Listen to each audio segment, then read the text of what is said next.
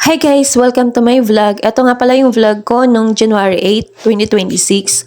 Ito nga nilalabas ko na yung mga sinampay. Kasi nga, mabuti naman at medyo uminit na. Kasi bali isang linggo nang halos umuulan dito sa amin araw-araw.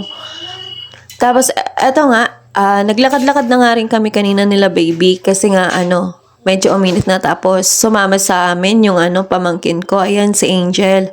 Tapos, yung iba nga sinampay, andito ko na sinampay sa may bintana namin. Lalo na yung mga maliliit lang na kay baby. Tapos, ito naman si Darling, naghiwa na siya ng manok kasi magtetinola kami.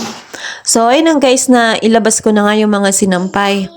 Tapos, habang si Angel naman, ayan, nilalaro yung kanyang pinsan sa baby Ezra.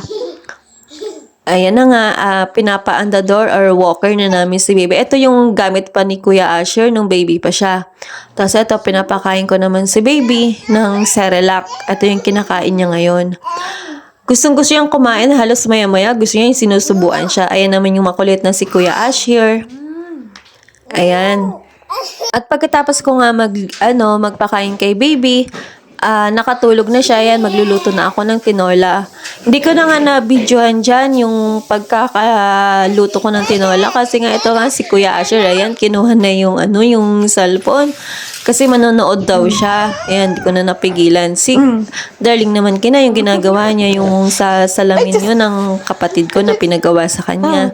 Tapos eto, gising na ulit si baby, naglalaro-laro na siya. Baby. Ayan, pinapatulog ko na dyan yung dalawang batang makulit. At hanggang dito lang Si Kuya Asher. lang guys yung aking Kuya vlog. Asher. See you in my next vlog. No. Gashi. No. Oh, si baby.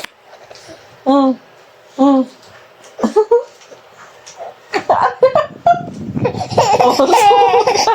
Ay,